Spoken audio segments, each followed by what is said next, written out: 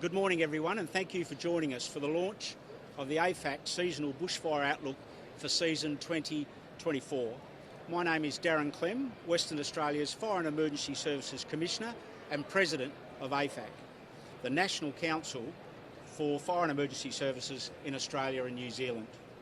AFAC provides an important connection point for the fire and emergency services sector, and the AFAC Seasonal Bushfire Outlook is a great example of this.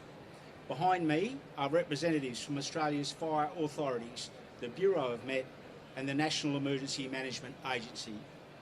We've worked closely with the experts from the Bureau to understand the bushfire risk across the country for the coming season. The AFAC conference provides an opportunity for us to come together with an important national message. It's the perfect time to be prepared. Don't wait for a bushfire to start. You need to plan what action you will take to protect yourself, your family and the things you value most. The time to make that is now. Australia's fire authorities have worked together to develop this outlook, and they will continue to work together this bushfire season to keep communities all the way across our great country safe. They've looked at the expected climate conditions in the state of the forest and grasslands. As the days get warmer and drier, bushfires will be in the minds of many Australians, and I encourage you to maintain awareness during spring and into summer. Remember, wherever you live, work or travel, plan and prepare for what you will do if a bushfire starts. It could save your life. I now welcome Bureau of Meteorology's Chantel Donnelly to set the scene before we ask representatives from states and territories to discuss their risk in more detail. I'll also invite the National Emergency Management Agency representative to provide a short statement on national preparedness. Thank you. Thanks very much, Darren. I'm Chantel Donnelly, the General Manager for Decision Support Services at the Bureau of Meteorology. Today I'll be taking you through the Bureau's long-range forecast for the coming spring, so that's the months through to November. I'll be talking to you about the outlook for rainfall, temperature, and a little bit about how the winter conditions have been that set the scene. So, in terms of temperature, there's a high likelihood of warmer than average temperatures across nearly all of Australia. The one exception is the southwestern corner of WA, where there's no clear indications of weather conditions will deviate from normal. What that means is that for most of the country, we expect both warmer than average minimum and maximum, so nighttime and daytime temperatures. And that's particularly likely for the northern half of the country and Tasmania. For those same regions, so the northern half of the country and Tasmania, there's also a higher likelihood of unusually warm days, so they're those more extreme heat days. Now looking across the country for rainfall, we can see that we expect to have drier than normal conditions throughout large parts of Western Australia. However, on the eastern side of the country, we are expecting to see wetter than normal conditions. In particular, for an area north of northern New South Wales and right up through central Queensland and also the east coast of Tasmania, there's also a higher likelihood of an unusually wet spring season. This comes off the back of what has been an unusually warm winter. In fact, we have had a record warm August as an average across the country.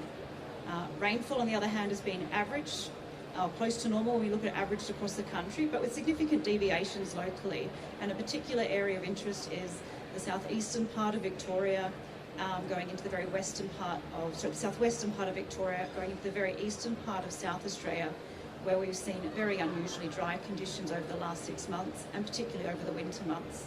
This means that the soil moisture in those conditions is at unusually low levels. On the plus side, however, in the week's forecast, we do see some rainfall forecasts for those regions. But what this means all in terms of fire danger, I'll hand over to my colleagues from the fire agencies to speak more about. So thank you. Our next speaker will be Rob Rogers. Thanks. Good morning, everybody. For New South Wales, we're expecting average fire conditions for the early part of the season, but I guess that doesn't mean that there won't be fires. And we've seen in New South Wales over the last few days where we've had strong winds and warmer conditions, where we've seen fires ignite. In fact, there's 50 fires burning as we speak at the moment. So it's no time for complacency. The other component is that we've had such a wet period leading up to where we are now up to this season. Hazard reduction burning is way behind where it should be. I think we in area is 47% of what we wanted to achieve, so we're way behind in that area. So I guess the message is please don't be complacent. The fact is that fire risks are real. It only takes a couple of warm days, strong winds, and we have fires that start threatening properties, which is what we saw in Port Stephens in recent days. So please be vigilant and make sure that you have a plan and you're ready to enact it.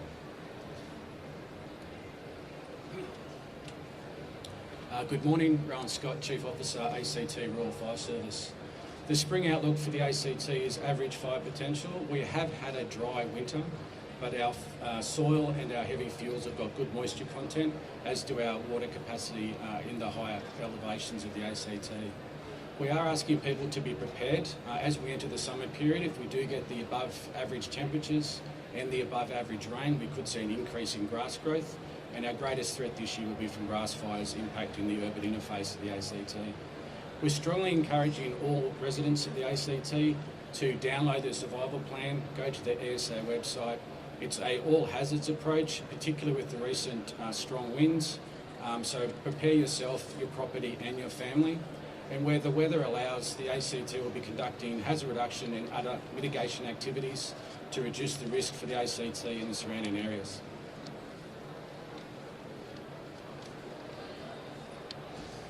Thank you.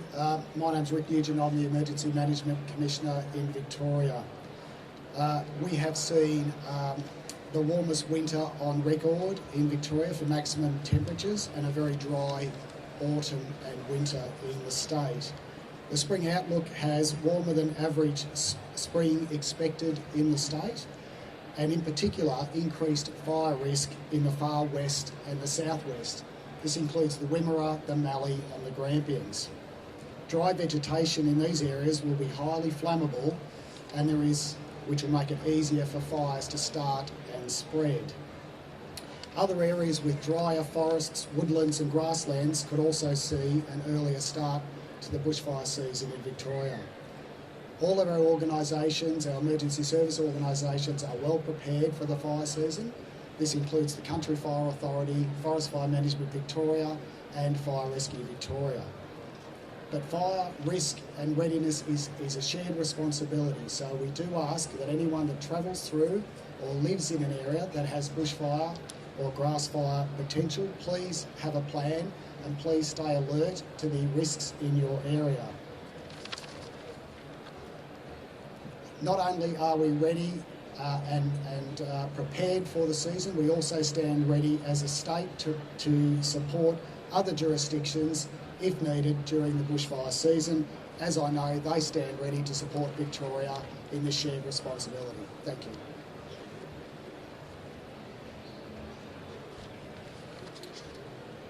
Good morning, I'm Matt Lowe, Deputy Chief Officer, Tasmania Fire Service. So the spring outlook for Tasmania this fire season is for an average fire season. Although winter delivered some cold days, we continue to have higher overnight and daytime temperatures across the state. As many of you would have seen last week, we had a rain event which has reset the moisture zones across our state, but that will just give us time before the drying occurs later at the end of the year. Moving forward, we'll be reaching out to community in the coming weeks as we ramp up our communications out and our expectations on what the community need to do to assist us through this fire season.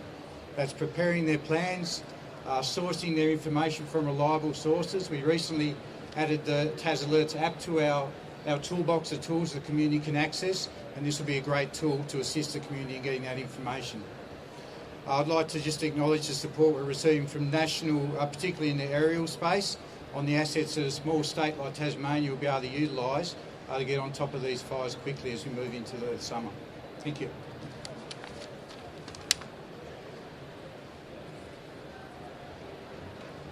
Good morning. Chief Officer Brett Lachlan, South Australian Country Fire Service. Conditions in South Australia have been driven by a drier than average autumn, which has led into continued drier than average conditions through winter. If the next 3 months don't deliver any meaningful rainfall, then we will go into the summer bushfire season with drier than average conditions and potentially a challenging fire season in parts of the state. Areas where we will have some concern include the lower southeast, especially in areas along our border with Victoria, and the far west and midwest of South Australia.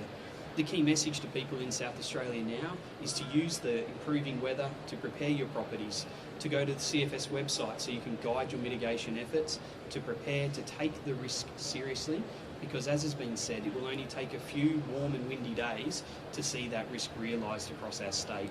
So take the risk seriously, do the preparation now, and we'll get through the season safely by working together. Thank you.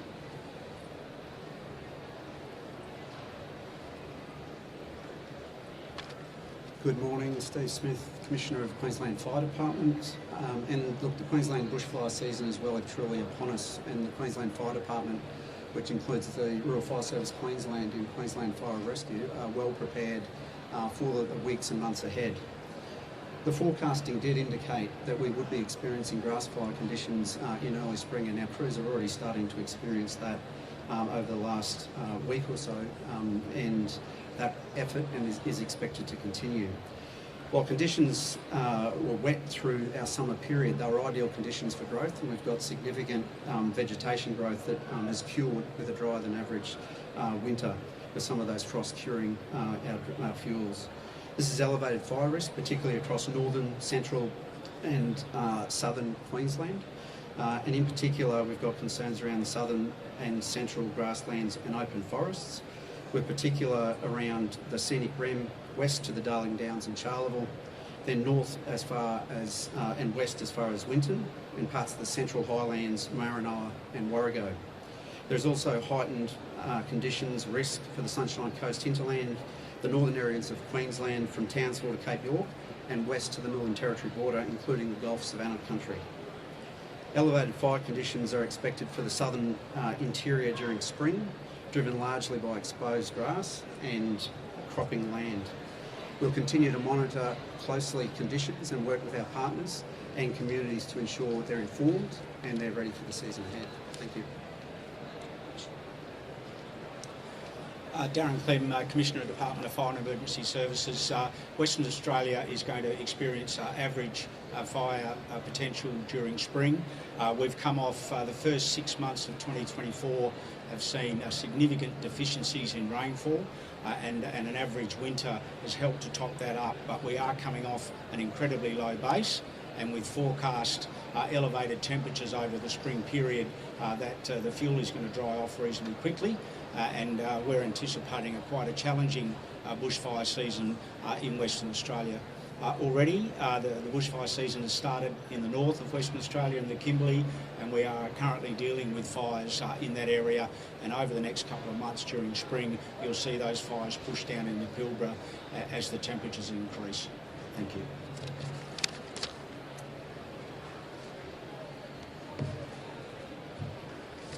Good morning, Colleen Bremner, Executive Director of Bushfires NT.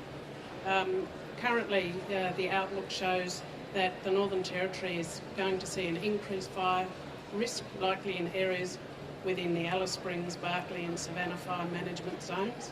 The Northern Territory is currently in the top end, is already in a fire danger period. Today is a fire ban for the areas of Darwin and Adelaide River, and but across central Barkly and central Australia, the vegetation is drying quickly.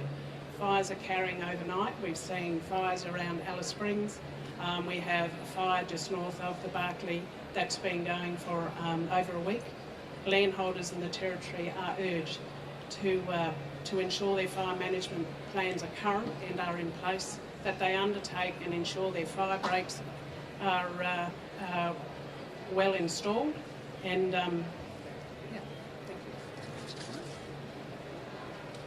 Thanks, Colleen. I'd now like to invite Joe Buffone from the National Emergency Management Agency to speak to us about the national preparedness. Joe.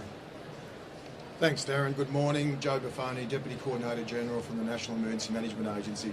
You've heard some very strong messages here around preparedness, and not only preparedness for spring, but right through for summer, so the higher risk weather season. So at the actual community level, that community preparedness. At the state level, obviously you've heard from the Commissioners and Chief Officers. At the national level, it's very much about the partnership. The partnership to make sure that we are coordinated and they are working together to be prepared from the Australian Government perspective, making sure that we can bring to bear any of the Australian Government capabilities so that we can support the states and territories and communities in their time of need or when they need support. There's a couple of key aspects on that. The first thing is around, as I've said, making sure that the Australian Government is ready to support. The second part is through the National Emergency Management Stockpile so that we can provide additional support there. The third is through the National Aerial Firefighting Centre around supporting that to make sure that we've got the right aircraft for the risks that are ahead, in particular fire, as you've heard, but we're also focused a little bit on multi-use capability. Also working with the National Resource Sharing Centre so that support can happen across states and territories. And then a key part is on September the 18th and 19th, where we will bring together many of the colleagues here, Australian government, private sector, non-government organisations, to come together to have a look at the outlook and then work through some of the learnings from last season, and then in particular on day 2, pretty much wargaming what the season will look like for a whole day. So it's very much around that national preparedness posture and supporting the states and territories in the critical role that they have as the primary responders to the season that we have ahead. Thanks very much, Darren. Thanks, Joe, and thanks everybody for their attention. I would also like to mention the significant number of firefighters and incident management team personnel who've been in the US and Canada over the last couple of months, and we do still, some of the agencies here still do have some crews in the US and Canada, and you'll see those come back over the next month and a half. At the National Resource Sharing Centre, along with NEMA, are fully committed to supporting the US and Canada as they go through their difficult bushfire season. The messages today from both myself and my colleagues has been very clear, and that is no matter where you are in the country, now is the time to prepare for bushfire. Over spring and into summer, fire agencies will be working to keep communities safe from the impacts of bushfire. Today, we are asking the community to make sure that they're doing their bit. Know where to find your local bushfire information, make a plan and discuss that plan with your family. Taking these small steps, and they are just small steps, can make a huge difference during an emergency where you live. This concludes our press conference for today. Thank you very much.